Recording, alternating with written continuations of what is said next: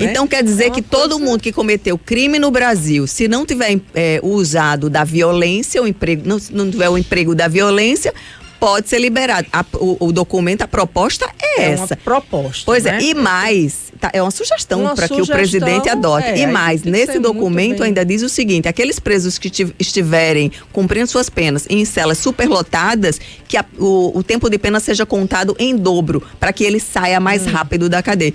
Então, assim, são propostas que, assim... Se ela vier só dessa forma, eu acho extremamente polêmicas e perigosas para a sociedade. Tem um trabalho, na minha avaliação, um trabalho de ressocialização, que aquele preso ele possa estudar dentro do presídio, que ele possa exercer funções, trabalhar, enfim, ter todo tipo de orientação, até psicológica e tudo mais, para que consiga voltar à sociedade sem oferecer risco, né? Porque eu acho que esse é o objetivo. Quando você tira alguém do sistema prisional e coloca na rua, em tese, aquela pessoa não oferece risco mais à sociedade, né? Ou pelo menos deveria ser assim. Olha, o indulto, ele é sempre fruto de muita discussão. Por quê? Porque você está ali com alguém preso, que foi alvo de algum tipo de cometimento de crime, essa pessoa cometeu algum tipo de crime, foi alvo de alguma punição, da qual está ali pagando a sua penalidade, a sua punição, e aí você tem alguém superior que chega e diz: não, essa sua punição agora ela está suspensa, né? Isso chama a atenção. Mas é por isso que você falou numa parte bem interessante, Dani, a questão técnica. Isso porque, a princípio, né, quando você traz esse assunto, já chama o quê? Vai soltar e tal, mas qual foi a reação quando Bolsonaro deu um indulto a Daniel Silveira, criminoso, atentava contra a democracia, espalhador de fake news, tinha cometido crimes gravíssimos contra o sistema, crime de opinião não, crime contra o sistema democrático, é diferente, não misturemos, né? E você deve ter sido favorável ao indulto de Daniel Silveira, não foi? Sim. Pronto. Então, eu considero o crime de Daniel Silveira um crime de opinião. Você sabe que não parlamentar, Você sabe que não é. Você pode considerar porque é uma questão opinativa. Pois é, eu Mas considero. O crime de opinião é outro, quando ele não atenta contra a democracia, o Estado Democrático de Direito, que inclusive foi o lastro para que ele pudesse se eleger. Então, essa questão do indulto, é preciso que a gente veja. Agora, quer dizer, para Daniel Silveira, agora... Diga. Não, mas calma, foi um indulto personalíssimo. Justamente. Né? O presidente deu o indulto a Daniel. Pronto. O que se está sugerindo aqui é o desencarceramento geral da Então, o criminoso que é meu amigo, eu posso liberá-lo. O criminoso que eu não conheço, mas que cometeu um crime que não teve esse uso da força, não teve a violência... Então você está defendendo aí, peraí. Eu só estou dizendo, eu vou chegar com minha opinião. Eu só estou pondo fatos aqui para discussão, porque sempre a gente vai ter essas situações e sempre a gente vai ter oportunidade. Claro, imediato, né? Contra porque a manchete Lula está recebendo essa sugestão para botar todo bandido que está na cadeia, botar na rua. Primeiro, já não é assim. Segundo, vem um detalhe, vem como aqueles contratozinhos, vem letras bem miudinhas dizendo, não, é para quem cometeu os crimes, mas que não utilizou-se da violência ou da grave ameaça. Significa dizer que tem um tipo de crime, a tipologia penal, que essas pessoas participaram. Qual foi o tipo de crime? Foi um estelionato que não utilizou? Qual é a diferença de soltar um estelionatário ou Daniel Silveira? Qual é? Os dois são estelionatários porque... Quer dizer que o cara que furta, que entra na sua casa quando você não tá e leva tudo, ele pode ser solto porque isso aí não é um crime. Não é para considerar isso mais como um crime a ser punível pelo eu só tô dizendo que a gente precisa discutir isso com quem entende. A gente tá dando opinião aqui. Eu acho que esse caso aí, ele é polêmico, ele é discutível, tem isso da impunidade. Ora, o camarada, isso não alimenta a impunidade, não é um banquete a impunidade, você soltar o camarada de cometer o crime para ele voltar e cometer de novo, só porque o sistema está cheio.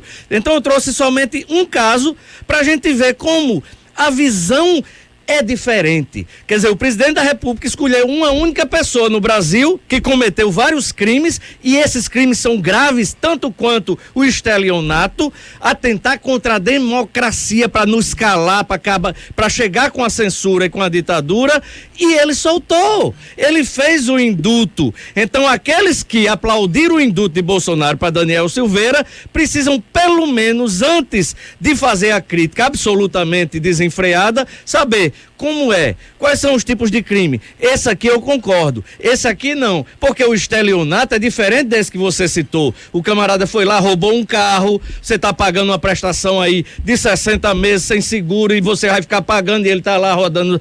Tem várias situações que, mesmo sem o uso da força, da violência ou da grave ameaça, talvez não seja enquadrado nesse tipo de indulto. E aqueles crimes, por isso que são vários crimes, é preciso que se saiba quais são os crimes que se quer, porque é muito vago isso aí. Não uso da força e não uso da violência, né? Então, você não está usando. O estelionatário, que aí vem, não tem esse termo, mas ele está entrando também nessa questão até do estupro. Quando você estupra a pessoa... Aí tem violência. Não, calma. O estupro, que ele foi precedido de droga. Ele não usou naquele momento violência nem grave ameaça. Depois ele cometeu o crime. Então são coisas para a gente pensar. Por quê? Porque o fruto disso aí principal é a questão de você pegar o camarada que cometeu um crime pela primeira vez, ou mesmo pela segunda vez, e está lá junto, porque quando ele entra no presídio, ele tem um batismo de fogo. Você é dessa facção ou daquela? Ou você escolhe ou morre pelas duas. Né? Gente, eu sou totalmente contra. Crime, eu sou totalmente contra essa proposta. Chama o presídio, né, dentro do crime, eles têm um apelido que eles dizem que estão indo para universidade. Universidade do crime. Eu sou totalmente contra essa proposta. Muita gente que nem merece. Você leu a proposta? Você sabe quais são? A proposta que está sendo divulgada na imprensa, né? Eu não li a proposta inteira, mas a proposta que está sendo divulgada pela imprensa, que está sendo colocada aí pelos veículos de comunicação, foi essa que eu disse: desencarceramento para tentar aliviar o sistema prisional que está superlotado através do indulto geral para os presos que não cometeram crimes com violência ou grave ameaça. Eu sou contra. Eu acho que não é dessa forma que se vai trabalhar, né, para aperfeiçoar o sistema prisional. Se está superlotado, construa mais cadeias. Superlotação não pode ser motivo para isso. Pois não. Exatamente. Construa mais cadeias. Se precisa de trabalho de ressocialização, se implante políticas de ressocialização. Se os presos estão ficando lá abandonados pelo sistema, sem direito à defesa, de defensoria pública, sem direito à progressão de regime, precisa aperfeiçoar o sistema. Isso aí sim, nada disso pode ser motivo. E não liberar os presos que cometeram crimes sem emprego de violência ou grave ameaça, porque aí você vai estar numa seletividade de crimes. Esse crime aqui vamos punir, esse crime aqui não vamos punir. Com o risco de você alimentar a impunidade. Exatamente. Então, eu acho que não é por aí. O sistema carcerário, com certeza. Inclusive, essa situação, a gente está falando aqui de o que é que essas pessoas querem? Elas querem esses bandidos nas ruas para nos atormentar? Não. Elas querem fazer uma diferenciação. Essa diferenciação, ela pode ser feita dentro do presídio. Entendeu? Ora, você é estuprador, você é um assassino, né? É um assaltante de banco, então você separa por pavilhões, separa por situação.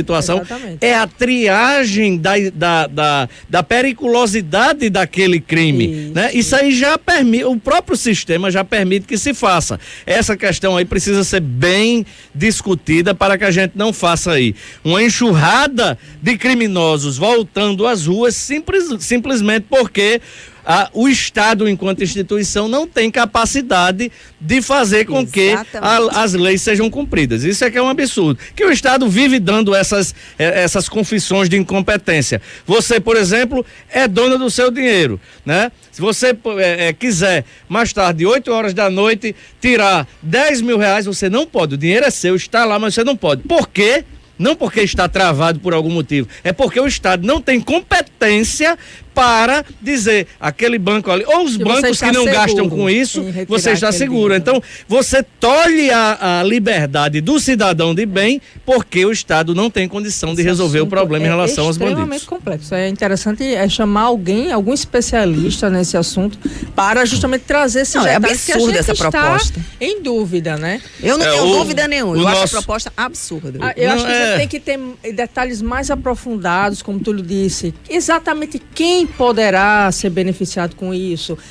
Que tipo de benefício terá o sistema carcerário e até a população com esse tipo de atitude? A princípio, realmente, você sente um receio, né? Quando você lê essa proposta dessa forma mais superficial. A gente pensa exatamente isso. Como assim? Quer dizer que não se aperfeiçoa o sistema carcerário, não dá os direitos às pessoas dentro dos presídios e por conta disso vai liberar tudo isso, Dani, as pessoas. Tudo isso é discutível. Eu não tenho esse radicalismo de Ana Karina Castro de ser contra. Eu acho que tudo é discutível. Tudo é discutível. Quando a gente generaliza e quando a gente já fica contra algo que pode realmente ter alguma solução dali, eu acho que a gente já fecha as portas para uma discussão que pode ser mais aprofundada, inclusive com quem tecnicamente pode dizer alguma coisa. Então quer dizer que todo mundo que cometeu crime no Brasil, se não tiver usado da violência, não tiver o emprego da violência, pode ser liberado. O documento, a proposta é essa. Uma proposta. Pois é, e mais, é uma sugestão para que o presidente adote. E mais, nesse documento ainda diz o seguinte: aqueles presos que estiverem cumprindo suas penas em celas superlotadas, que o tempo de pena seja contado em dobro, para que ele saia mais rápido da cadeia. Então, assim, são propostas que, assim, se ela vier só dessa forma, eu acho extremamente polêmicas e perigosas para a sociedade. Tem um trabalho, na minha avaliação, um trabalho de ressocialização, que aquele preso ele possa estudar dentro do presídio, que ele possa exercer funções, trabalhar, enfim, ter todo tipo de orientação, até psicológica e tudo mais, para que consiga voltar à sociedade sem oferecer risco, né? Porque eu acho que esse é o objetivo. Quando você tira alguém do sistema prisional e coloca na rua, em tese, aquela pessoa não oferece risco mais à sociedade, né? Ou pelo menos deveria ser assim. Olha, o induto, ele é sempre fruto de muita discussão. Por quê? Porque você está ali com alguém preso, que foi alvo de algum tipo de cometimento de crime, essa pessoa cometeu algum tipo de crime, foi alvo de alguma punição, da qual está ali pagando a sua penalidade, a sua punição, e aí você tem alguém superior que chega e diz: não, essa sua punição agora ela está suspensa, né? Isso chama a atenção. Mas é por isso que você falou numa parte bem interessante, Dani, a questão técnica. Isso porque, a princípio, né, quando você traz esse assunto, já chama o quê? Vai soltar e tal, mas qual foi a reação quando Bolsonaro deu um indulto a Daniel Silveira, criminoso, atentava contra a democracia, espalhador de fake news, tinha cometido crimes gravíssimos contra o sistema, crime de opinião não, crime contra o sistema democrático, é diferente, não misturemos, né? E você deve ter sido favorável ao indulto de Daniel Silveira, não foi? Sim. Pronto. Então, eu considero o crime de Daniel Silveira um crime de opinião. Você sabe que não parlamentar, Você sabe que não é. Você pode considerar porque é uma questão opinativa. Pois é, mas o crime de opinião é outro, quando ele não atenta contra a democracia, o Estado Democrático de Direito, que inclusive foi o lastro para que ele pudesse se eleger. Então, essa questão do indulto é preciso que a gente veja. Agora, quer dizer, para Daniel Silveira, agora diga. Não, mas calma, foi um indulto personalíssimo. Justamente. Né? O presidente deu um indulto a Daniel. Pronto. O que se está sugerindo aqui é o desencarceramento geral da população. Então, o criminoso que é meu amigo, eu posso liberá-lo. O criminoso que eu não conheço, mas que cometeu cometeu um crime que não teve esse uso da força, não teve a violência... Então você está defendendo aí, peraí. Eu só estou dizendo, eu vou chegar com minha opinião. Eu só estou pondo fatos aqui para discussão, porque sempre a gente vai ter essas situações e sempre a gente vai ter oportunidade.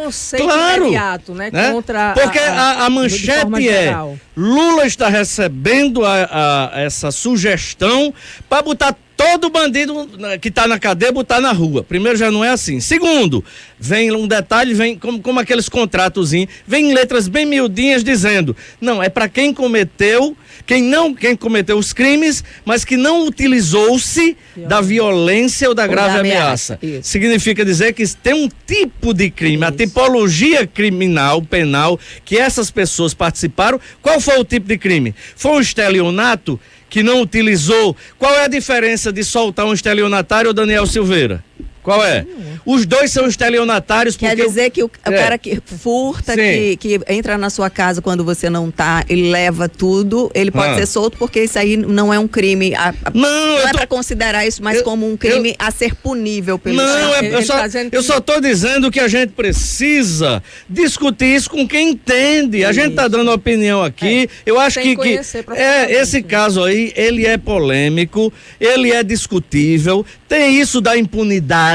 Ora, o camarada, isso não alimenta a impunidade, não é um banquete a impunidade, você soltar o camarada de cometer o crime para ele voltar e cometer de novo, só porque o sistema está cheio. Então eu trouxe somente um caso para a gente ver como a visão é diferente. Quer dizer, o presidente da República escolheu uma única pessoa no Brasil que cometeu vários crimes, e esses crimes são graves, tanto quanto o estelionato, atentar contra a democracia para nos calar, para chegar com a censura e com a ditadura, e ele soltou. Ele fez o indulto. Então, aqueles que aplaudiram o indulto de Bolsonaro para Daniel Silveira precisam, pelo menos antes de fazer a crítica absolutamente desenfreada, saber como é, quais são os tipos de crime. Esse aqui eu concordo, esse aqui não, porque o estelionato é diferente desse que você citou. O camarada foi lá, roubou um carro, você tá pagando uma prestação aí de 60 meses sem seguro e você vai ficar pagando e ele tá lá rodando. Tem várias situações que, mesmo sem o uso da força, da violência ou da grave ameaça, talvez não seja enquadrado nesse tipo de indulto. E aqueles crimes, por isso que são vários crimes, é preciso que se saiba quais são os crimes que se quer, porque é muito vago isso aí. Não uso da força e não uso da violência, né? Então, você não está usando. O estelionatário, que aí vem, não tem esse termo, mas ele está entrando também nessa questão até do estupro. Quando você estupra a pessoa... Aí tem violência. Calma. O estupro, que ele foi precedido de droga. Ele não usou naquele momento violência nem grave ameaça. Depois ele cometeu o crime. Então são coisas para a gente pensar.